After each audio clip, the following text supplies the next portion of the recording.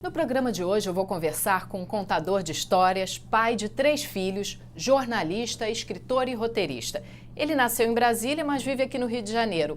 É co-criador de programas na TV como Profissão Repórter com Caco Barcelos e o Na Moral com o jornalista Pedro Bial. É biógrafo de ícones do espiritismo como Chico Xavier e Allan Kardec. Esses livros e outros foram adaptados e levaram bilhões de pessoas às salas de cinema. Meu convidado de hoje é Marcel Souto Maior. Prazer te receber aqui, Marcel. Muito obrigada pela sua entrevista. Prazer é meu, Potira. Um prazer estar aqui com você, com todo o público. Bom, Obrigado. Marcel, você é um jornalista que trabalhou em Brasília, depois veio para o Rio de Janeiro, trabalhava no Jornal do Brasil, num caderno dedicado à cultura, né? Em algum momento da sua vida, você era um jovem, lá nos idos dos anos 1990, né? Era um jovem de 25 anos, por aí, e decide escrever um livro sobre o Chico Xavier. Você não é religioso, não estudava religiões, né? E como é que surgiu na sua vida, assim? Bom, vou escrever um livro sobre o Chico Xavier. Olha, foi um susto para os meus colegas de redação, né? Porque eu trabalhava no caderno B, né, do Jornal do Brasil, e aquele seria meu primeiro livro, imagina. Então, os meus colegas ficaram assombrados. Por que eu resolvi? Porque eu tinha escrito uma matéria sobre uma peça chamada Além da Vida. Essa peça já tinha levado mais de 1 milhão de pessoas aos teatros. Era uma campeã de bilheteria. E aí, quando eu fui fazer a peça, eu pesquisei sobre aquele universo e eu vi que o centro daquele universo era o Chico Xavier. E quem era o Chico Xavier? Eu me lembro que eu escrevi um resuminho sobre ele, né? Botei no papel, e o resuminho era o seguinte: ele escreveu mais de 400 livros na época, vendeu mais de 30 milhões de exemplares e doou toda a renda dos direitos autorais a instituições beneficentes. Por quê? Porque ele dizia: os livros não me pertencem, eu não escrevi nada, eles, os espíritos, escreveram. Eu li aquele resuminho e falei: como assim eles, os espíritos, escreveram? Como assim?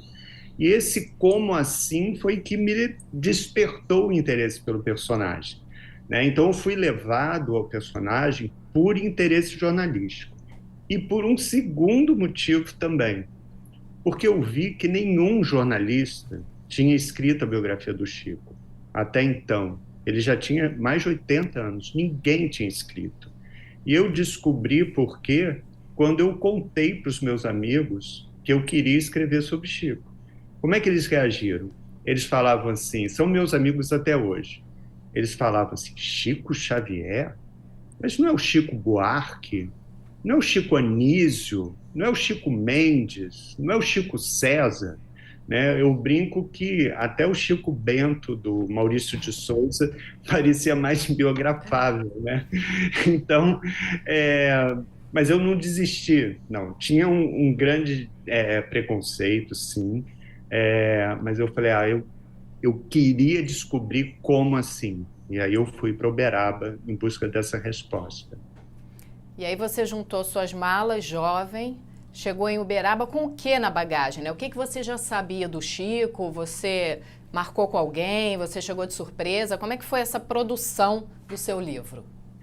Sabe que essa pergunta é muito boa. Sabe por quê? É engraçado. Agora que eu me lembrei do que eu levei na bagagem. Eu levei 2 malas. Uma das malas, parece mentira, mas uma das malas estava lotada de livros do Chico. Era uma mala que só tinha livro. Era um monte de livro que já tinha sido psicografado por Chico e tinha uns livretos que eram livros, pequenas biografias que já tinham sido escritas por biógrafos de Chico. Por quê? Porque eu falei: eu vou ficar um tempo em Uberaba, vou ficar lendo tudo, fichando tudo. Então, eu fui tão apressado que, na verdade, eu fui para pesquisar sobre Chico ao mesmo tempo que eu fui ler sobre Chico. Eu fui muito rápido, né? Uhum. Então, o meu mergulho ele foi muito ligeiro. Então eu fui com essa mala de livros para mergulhar no universo de Chico e fui com uma esperança que era uma esperança de jovem e que era uma esperança que tinha muito a ver com uma certa ignorância. Tem uma frase que eu gosto muito que era assim: ele não sabia que era impossível, foi lá e fez. Então, o que eu achava naquele meu arroubo juvenil? Eu achava assim que eu ia chegar perto do Chico e eu ia falar: olha, eu sou um jornalista lá do Caderno B, do Jornal do Brasil, como se fosse muito chique, né? Eu vim aqui pedir sua autorização para escrever sua biografia, e ele ia ficar assim honradíssimo, ia falar: mas é claro, senta aqui, eu vou te contar tudo, muito honrado, né? E nada disso, não aconteceu nada disso. Eu cheguei lá, bati com a cara na porta, um grande círculo se fechou de proteção em torno dele, né? O Chico estava idoso, doente, tinha saído de várias crises de angina, de pneumonia. Então simplesmente ninguém abriu a porta da casa dele. E ele não ia ao centro espírita há muitos meses, não ia ao grupo espírita da prece. Então eu cheguei, além de tudo, mal informado. E aí, quando eu cheguei ali, eu falei: meu Deus, a única coisa que eu fiz foi ficar de plantão na frente da porta trancada, do portão trancado, e a minha pesquisa começou por ali, eu e os outros barrados conversando. Então, eu pude conversar, pelo menos, com os barrados que nem eu, né? Eram as mães aflitas, com perdas de filho, eram as caravanas que ainda vinham de ônibus, e as pessoas ficavam orando dentro dos ônibus, na frente da casa dele, né? Então os aflitos, né? Os aflitos ainda vinham de todo o Brasil, mesmo sabendo que ele não ia ao centro, mesmo sabendo que ele não ia de casa, ainda para receber até as vibrações dele à distância. Minha apuração começou aí como um barrado na casa de Chico. Não, aí chegando lá, né, é uma coisa até assim inusitada, né? Um jornalista sai do Rio de Janeiro, vai para Minas tentar escrever um livro de um tema que ele não era muito ali conhecedor, e ele não produz nada, ele pega a malinha dele, enche de livros, se hospeda num hotel e vai fazer um plantão na porta do entrevistado, que ele achou que seria muito fácil, né? O que você pensou naquele momento? E agora, né? Como é que eu vou voltar para casa sem conseguir falar com ele? O que você fez? Aí eu apelei, né? Apelei. Aí, o que eu fiz? Eu, tinhoso, né? Eu falei: ah, não vou voltar sem nada, não vou voltar sem nada para o Rio, não vou mesmo. Aí o que eu fiz? Eu liguei para um assistente do Chico, né? Ele até se colocava como um filho adotivo do Chico, era o Vivaldo. Uhum. O Vivaldo, Sim. ele morava num anexo, nos fundos da casa do Chico, uma casinha, e era ele quem datilografava todas as psicografias do Chico, organizava os escritos do Chico e encaminhava para as editoras. E eu liguei e falei: olha, aqui é um jornalista do Rio, eu estou escrevendo um grande painel sobre espiritismo no Brasil, um painel histórico. Você me receberia? Porque se eu falasse que eu queria escrever um perfil do Chico, isso ia, pelo que eu estava vendo, não ia dar certo. Ninguém estava querendo que eu entrasse nesse tema, né? E aí o Vivaldo, muito atencioso, virou e falou: não, pode vir, vem aqui. E aí eu fui à noite para a casa do Vivaldo. Eu me lembro da minha sensação de vitória. Eu estava entrando pela porta dos fundos da casa do Chico, mas eu estava entrando no território proibido, né? Então, entrando Sim. ali no território proibido. Uhum. E aí eu sentei do lado do Vivaldo, e você sabe, né, Botira, a gente às vezes usa esse truque. O que eu fiz? Eu levei minha fichinha cheia de perguntas, um bloquinho, um gravador, e aí eu começo com as perguntas mais fáceis, assim, bem, qual a quantidade de espíritas, como é que era o ritmo ali de visitas ali na casa do Chico e tal. E aí quando eu ia entrar nas perguntas mais íntimas, né, na pauta, eu já estava conquistando a confiança do Vivaldo, toca uma campainha na casa do Vivaldo, ali no quarto, no cômodo, e aí ele vira e fala: é meu pai. Ele tem um interruptor do lado da cama, está muito doente, deve estar precisando da minha ajuda. E aí eu me lembro 100%. Mal ele se levanta, ele está ainda na fresta da porta aqui, a minha mão que estava segurando a caneta, a mão direita, ela esquenta violentamente, muito, muito violentamente, só a direita. A única coisa que eu faço é tacar a caneta em cima do sofá, largo tudo lá dentro, lá em cima do sofá, corro para a porta, uma coisa que eu não faço na casa de ninguém, giro a maçaneta, saio correndo para o quintal, tinha uns lances de escada da varandinha até ao jardim, e eu fico sacudindo a mão na noite fria em Uberaba, estou sacudindo a mão naquela noite fria, e aí o Vivaldo vem ali em cima, assim, da varandinha, olha para mim e fala: parabéns, meu pai mandou dizer que seu livro vai ser um sucesso. O que você sentiu nessa hora? Vergonha, vergonha, uma vergonha enorme, muita vergonha. E eu me lembro que eu subi assim, cabisbaixo, né? E aí eu falei, passei por ele, eu falei: desculpa, Vivaldo. Ele, não me lembro dele ter me desculpado. Eu só sei que eu passei por ele cabisbaixo, peguei meu bloquinho, peguei meu gravador, minha caneta e voltei para o hotel. Partiu. Parti. Aí teve uma outra coisa que foi engraçada, porque eu voltei pro hotel, tinham duas camas de solteiro no hotel, não tinha celular na época. E aí eu Sim. sentei entre uma cama e outra, e eu liguei para minha mulher jornalista na época, que também era contra o livro. Eu também não gostava do tema e tal, né? E aí eu liguei e falei: olha, aconteceu uma coisa incrível. A minha mão, eu acho que foi porque eu contei uma mentira e a minha mão começou a pegar fogo. E aí ela falou: mas Marcel, você saiu daqui ontem completamente cético. Hoje a sua mão já está pegando fogo. Para com isso, larga esse projeto, volta Ou para casa. seja, em 24 horas meu marido já ficou doido, né? Ela ficou doido, sai disso, né? Não, e aí você vai ao grupo do Chico, o centro espírita que ele frequentava, que ele não ia há muito tempo, né? Exato. Aí, no dia, isso tudo foi muito rápido, foi muito rápido. No dia seguinte, eu vou ao Grupo Espírita da Prece sem nenhuma esperança de que ele fosse, nenhuma, zero esperança, né? E eu chego no centro, que é um centro muito pequeno, muito simples, está lá até hoje, para quem quiser ver, visitar, continua aberto, funcionando, e aquele centro que vivia lotado, lotado, era impossível quase que entrar naquele centro, ele estava vazio, porque o Chico já não ia. Então eu entro, sento e fico anotando, né, as descrições para o livro. Eu não perdi a esperança de escrever o livro. Então, anotando, telhado, as plaquinhas, silêncio é prece, como é que era a atmosfera do lugar. E tinha umas 8 pessoas além de mim só. De repente eu vejo os pescoços todos virando para a esquerda, e eu viro o pescoço, e quem está entrando? O Chico, totalmente ao quebrado mesmo, entrando, e eu olho e falo: não é possível, como é que pode isso?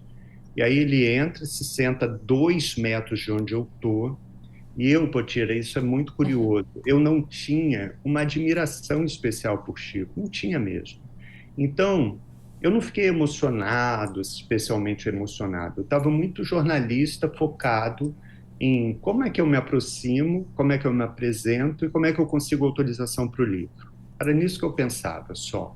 Aí eu Sim. ficava: eu tenho que ser rápido, eu tenho que ser objetivo, eu tenho que ser seguro. Estava pensando em estratégias.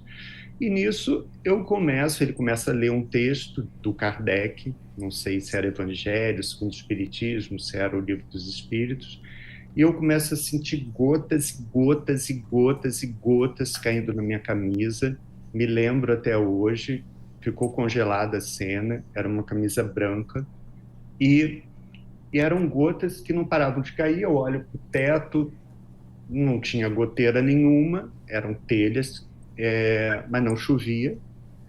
E eu me afasto até um pouco do banco e eu demoro a acreditar e entender o que estava acontecendo. Na verdade, eram lágrimas, eram jorros, jorros, sem emoção e sem nenhuma consciência, sem soluço, sem nada, eram jorros dos meus olhos. E eu me lembro que eu fiquei assim muito constrangido mesmo. Eu olhava para os lados, assim, enxugava as lágrimas, falava: o que é isso que está acontecendo? Isso é um absurdo. porque eu não estava emocionado. Então, foi um efeito físico, que eu hoje chamo de o fenômeno das lágrimas inexplicáveis, né? Então, foi a primeira aproximação com o Chico, foi essa. E E aí, aí você nessa chegou a falar com ele?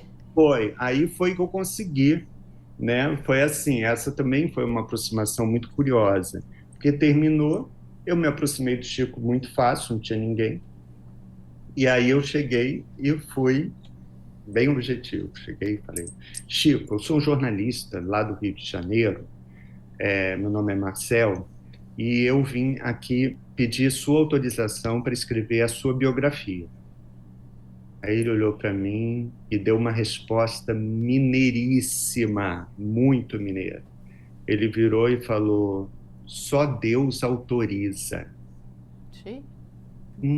Aí eu ouvi aquilo, falei: meu Deus do céu, o que que eu vou falar agora? Aí eu ouvi, olhei e falei, dei uma resposta bem carioca. Eu falei assim: e Deus autoriza? Aí ele olhou para o céu com aquela paciência de Chico Xavier infinita, né? Aí olhou para o céu com aquela paciência infinita, abriu um pedacinho de sorriso, aí falou: Deus autoriza. Fala com os meus amigos, fala com a minha família, eu falo por último, porque eu estou doente. Aí eu fui e falei com mais de 100 pessoas, né, desde então. E você, para escrever o livro, você teve contato com ele quantas vezes? Contatos mais longos eu tive 3 vezes, que foram conversas mais longas. Mas eu assisti, depois ele começou a voltar para o centro, e aí eu pude testemunhar psicografias dele, tive a sorte de testemunhar, mesmo ele idoso, e atendimentos dele, conversas com as pessoas, né? Testemunhar aquela cena que eu já tinha lido em alguns livros, mas eu testemunhei dele, as pessoas beijando a mão dele e ele beijando as mãos de volta, por exemplo, né? Que era uma coisa muito impressionante de você ver, né? E era real. Todo mundo que beijava a mão dele, ele pegava de volta e beijava. Aquele afeto ilimitado que ele tinha, né? Era um olhar de muito, muito amor, né? Um amor é, muito acima, muito além de qualquer doutrina, né?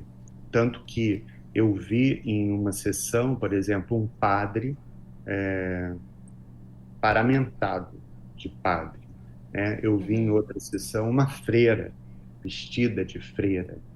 Por quê? Porque ele tinha, ele tinha esse discurso cristão, né? E ele falava: olha, o berço do espiritismo é, é o cristianismo, né? É o catolicismo.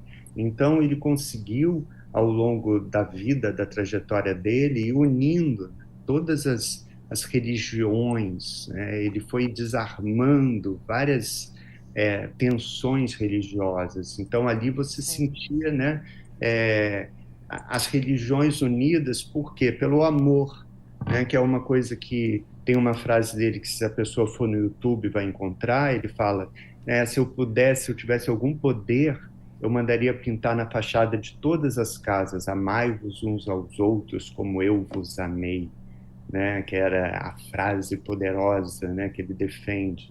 Num tempo que hoje muita gente fala que a legítima defesa é armai-vos, né? Ele era do amor, né? Então isso uniu muita gente. E nesses encontros que você teve com o Chico mais próximo, né? Você lembra de alguma coisa que te emocionou? Porque aí você já começou a ver um outro Chico, né? Um Chico mais ali na intimidade, você assistiu algumas psicografias, viu a emoção das pessoas em torno dele. O que você foi sentindo nesse convívio com ele? O que eu via eu acho que a empatia dele, né? Primeiro que ele tinha uma escuta muito precisa, uma escuta muito intensa. Então, por exemplo, como ele abraçava as mães enlutadas, essa dor imensa, maior, gigantesca da perda de um filho, né? Ele muitas vezes, o que ele fazia? Ele não chegava para essa mãe e falava: olha, seja forte, ou a vida continua. É, muitas vezes o que ele fazia era abraçar essa mãe e chorar com ela, chorar em silêncio, né? E ele falava para os amigos: a dor dessas mães me atravessa o coração. Então eu pude ver o Chico abraçar uma mãe e chorar com ela mesmo, sabe? Com profundo, com profunda ligação, profunda conexão. É, esse Chico empático, ele era muito impressionante, muito forte essa conexão dele. Então, eu acho que isso era muito marcante. Quando ele olhava verdadeiramente. Quando ele te ouvia, ele ouvia verdadeiramente. Ele não estava pela metade nas conexões que ele fazia, né? Então, isso é muito profundo, principalmente, né, hoje, quando a gente vê tantas relações superficiais, ou tanta gente que só quer falar de si mesma, ou que está só voltada para o próprio umbigo, né? O Chico não, ele estava verdadeiramente, intensamente voltado para o outro, né? E, ao mesmo tempo, verdadeiramente, intensamente dedicado a uma melhoria constante de si mesmo. Ele fazia esses dois movimentos constantemente. Agora, uma das coisas que você fala no seu livro é que o Chico te contou que ele aprendeu a viver com o necessário, né? Você conseguiu entender isso na hora? Como é que você processou essa informação? Não, demorei anos para entender isso. Na verdade, quando eu ouvi essa frase pela primeira vez, ela nem me tocou direito, né? Ele falou: graças a Deus aprendi a viver apenas com o necessário. Então eu era muito jovem para entender isso, e eu estava naquele ritmo da primeira fase da vida, em que a gente vai trabalhando loucamente para conquistar tudo que for possível conquistar, né? Então vamos lá, vamos à luta, vamos agarrar todas as oportunidades, precisa ter pressa, é agora ou nunca. É, e muitas vezes o que acontece? Você vai agarrando oportunidades que nem são oportunidades, na verdade, ou você vai dizendo sim a projetos que não são nem um pouco interessantes, ou que te levam a uma perda de energia, a uma perda de tempo para nada, e que te afastam de pessoas que não deveriam ter sido afastadas, ou que te afastam de projetos que esses sim deveriam ter tido uma atenção sua, né? Então, só com a maturidade, na verdade, foi que essa frase ganhou o peso e ganhou o significado que essa frase deveria ter, né? Tanto que é uma frase que muitas vezes eu repito em palestras, que eu faço menos hoje, ou que eu repito em entrevistas, até para que pessoas mais jovens do que eu tenham tempo de olhar e falar assim: será que isso é necessário de verdade para mim?